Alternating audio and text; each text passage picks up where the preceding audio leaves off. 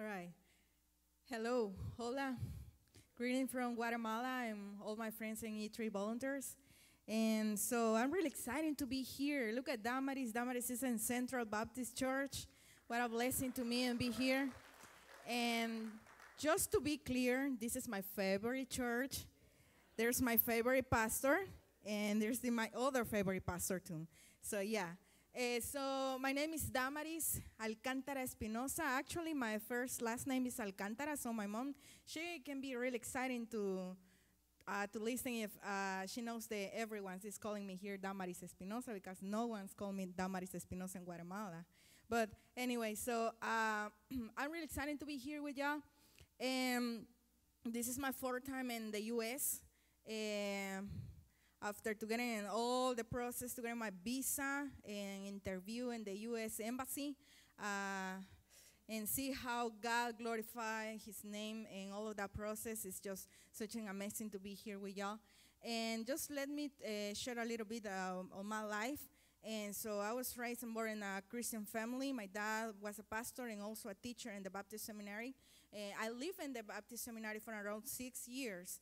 And then I moved with my parents to the south, and then I'm gonna start doing some taekwondo. But some of my friends knows about that. And I went in the national team for almost 8 years, and then I'm gonna start doing some getting my degree, international referee of taekwondo in Guatemala.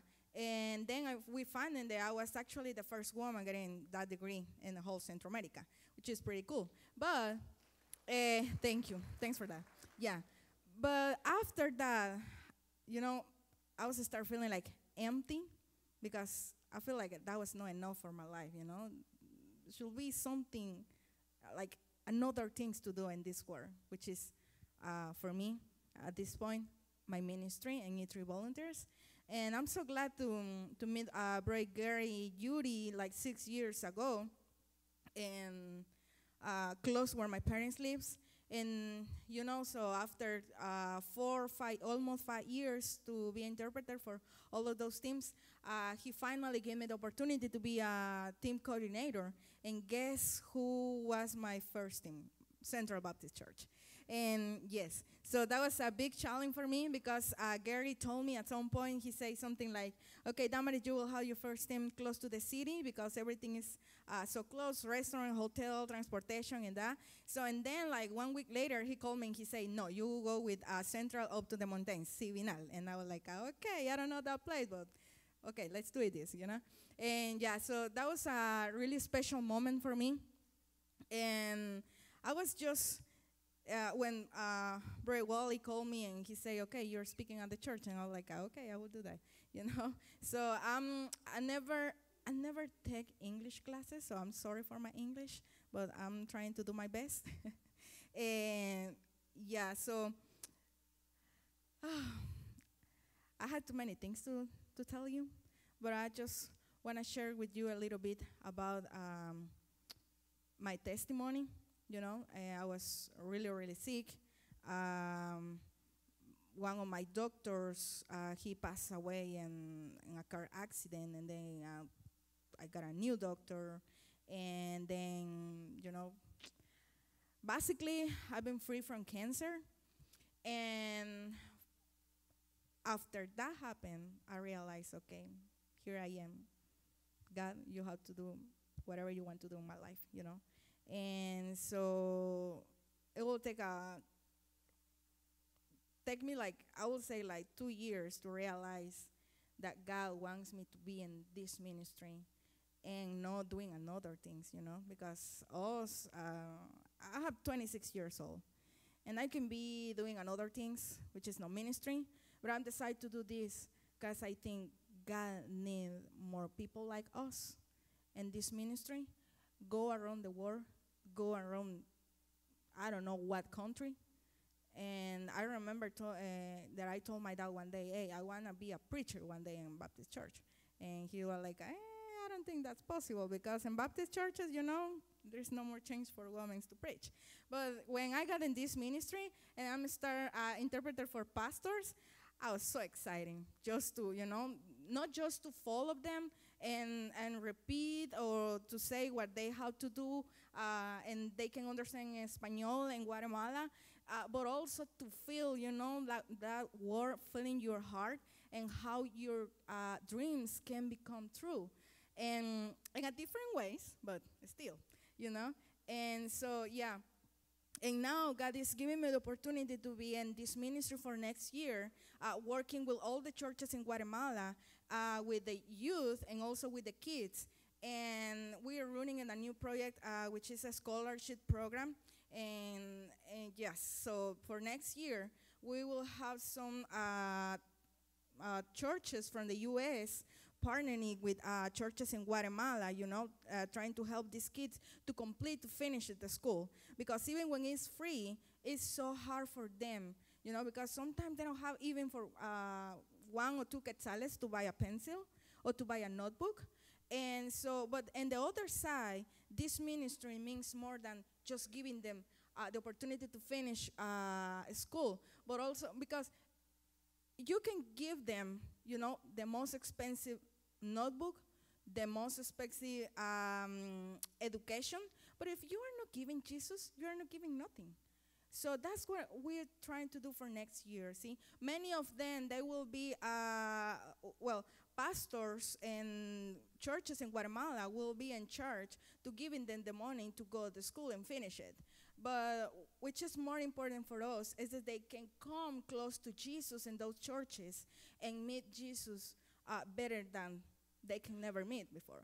So, and one of the things that I was thinking this morning is that I remember me in those 5-6 years living in the Baptist seminary, giving my first steps in the Baptist seminary, and see like 15 years later, back to the seminary on my 26 years, doing this ministry just make me think that where will be my next generation, So I don't know what the steps of faith you are doing now, but I'm pretty sure that your next generation will be not in the same steps, but it will be in something else more, Like, I don't know where.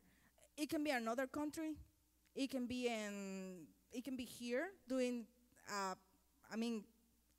other ministry, but you just have to imagine how God can glorify through your life and how He is start doing in this generation and what He will do in the next generation. And it's just something like blow my mind, because we don't deserve anything, but God is always giving everything. And so we just want to say thank you on behalf of E3 Ministry because you have been such blessing for us. I remember this past summer when we went in one of the schools giving the school supplies. I remember this kid receiving the opening his bag, and he saw a pencil and a notebook, and the first thing that he said was something like, "Oh, thank you, Jesus. I was praying for a new pen and a new notebook this week." So you can imagine how much impact are you doing in those lives. And even when you have no the chance to come to Guatemala, I'm pretty sure that so many of you have been praying for your team. So many of you have giving some offerings for your team, and we really appreciate that. And please, if God is saying something to you or is speaking to your heart, that you one day have the chance to go to Guatemala, please come. I promise you that we will take care of you very well. We will give you the best food, the best tortillas that you can find in Guatemala. And yes, and you will be never the same. So thank you so much for this opportunity that you are giving me to speak in your church. It's something really, really amazing to be here because us as Guatemalans, it's kind of sometimes impossible to come to this country. But everything is possible. It's possible through God, right? And so that's why I'm here today. And yeah, so keep praying for you, team. We keep praying for you guys, and I hope to see you in Guatemala one day. And just to let you know, you at some point have to learn Spanish, because in heaven we will speak Spanish. So yeah.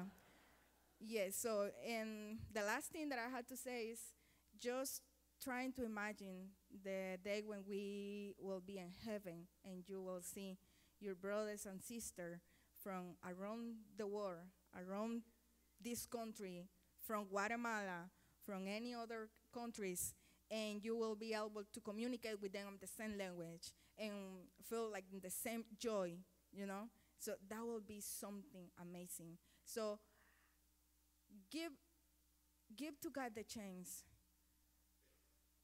to do something amazing through your life, and give to you the chance to say, God, one day I've been in Guatemala and I've been in other countries, and I'm so thankful for that, you know. And yeah, so we're waiting for you, and thank you again for letting me be here. And yeah, it's such a pleasure to be here.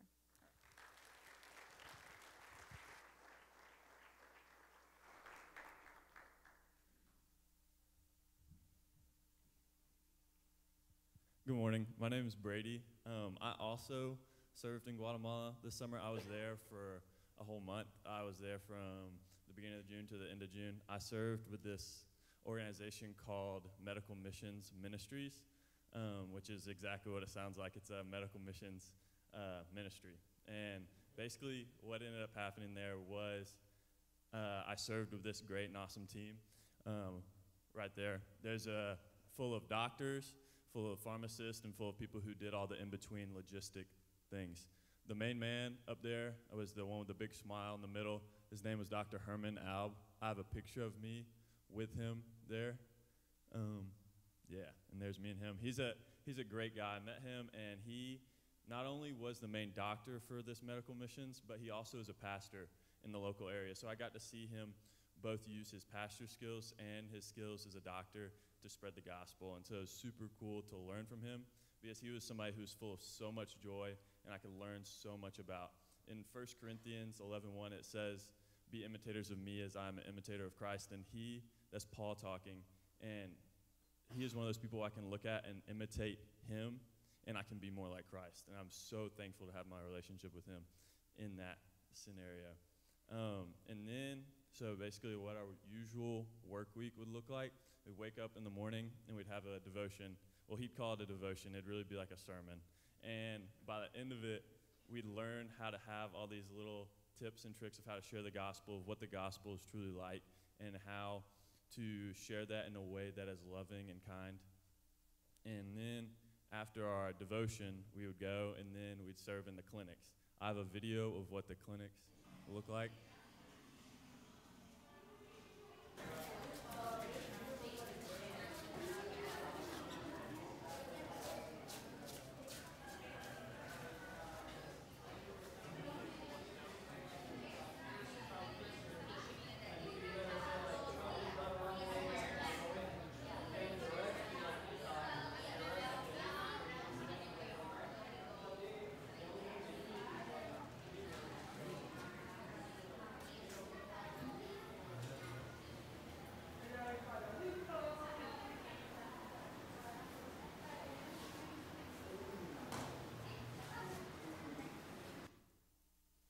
As you can see, the clinics are a little bit chaotic, but the usual flow of the clinic was we'd go to triage, and that's usually where I would lead. I would teach people how to do blood pressure and heart rate and all those things. And then after that, they'd get to go to the doctor, which they usually just don't get to go to. And then after that, they would, while they're waiting for their prescriptions to be filled, they'd go to a sharing station, which is where most of the high schoolers would serve, and they would share the gospel with these people. And then after that, they'd get their medicine, and then they'd go on their way.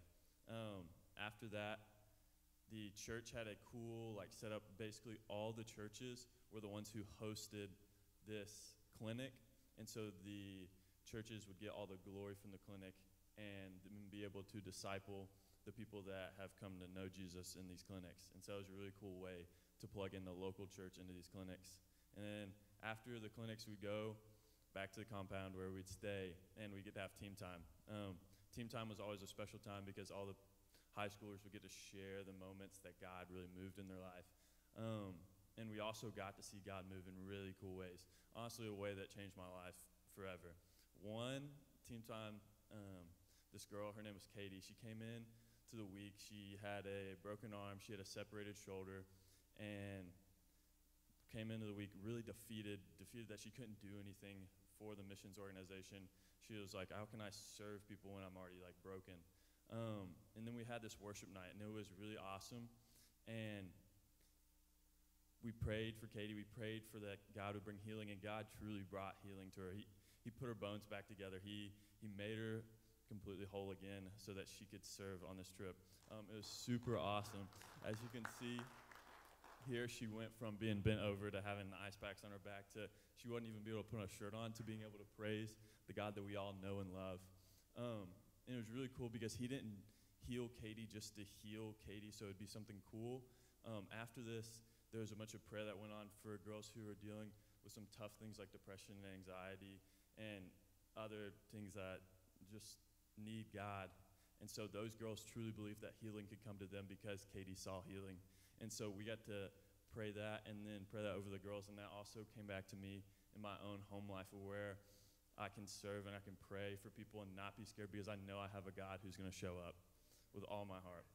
And so I just want to come up here and share that story and share how God moved in Guatemala.